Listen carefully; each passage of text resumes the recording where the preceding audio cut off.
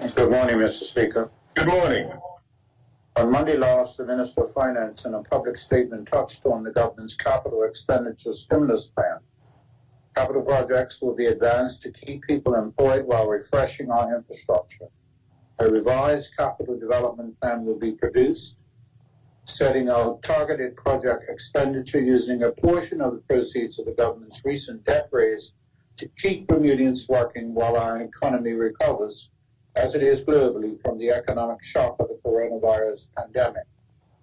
Mr. Speaker, the Minister also mentioned that the government's Capital Expenditure Plan Technical Committee, which has been meeting to expedite public sector capital investment, focusing on construction projects, has come up with a tentative government capital expenditure stimulus plan of just over $11 million thus far.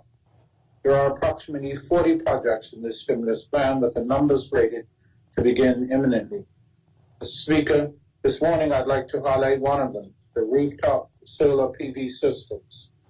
In May last year, an RFP was published with the scope of work comprising the design, installation, and maintenance of a rooftop solar PV system to the General Post Office and Government Administration buildings, Public Transportation Building, and Transport Control Department building.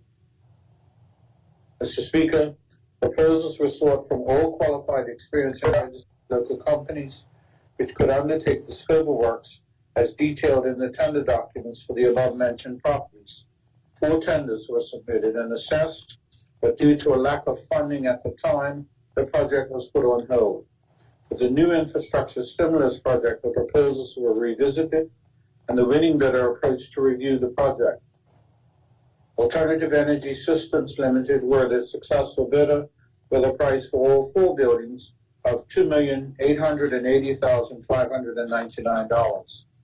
Mr. Speaker, AES allowed in their proposal for maximizing the total roof area of the transportation building, whereas the remaining tenderers allowed within their proposals for utilizing a much smaller area of the roof, and this resulted in a lower price and lower savings in the electricity costs. AES had the highest matrix score and have successfully completed similar projects in Bermuda, including a recent similar-sized solar project with the West End Development Corporation, Redco at Dockyard, and this solar system is currently outperforming its projections. AES possessed the expertise and equipment necessary to undertake this project and are widely acknowledged as having high-quality solar installations, which are also high in efficiency and with a proven track record for longevity.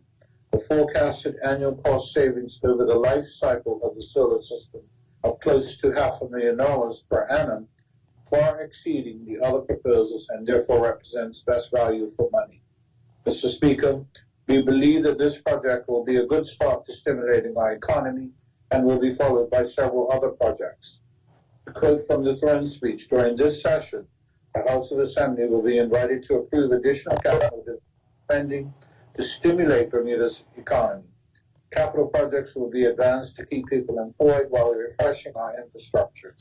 A revised capital development plan will be produced, setting out targeted project expected to keep working while the global economy recovers from the economic shock we're in environment. The uncertainty of these times cannot be allowed to deter the efforts to promote diversification of this economy. Bermuda's effective management of the coronavirus and the rigorous testing regime at our borders has provided an avenue of growth which the government will continue to exploit.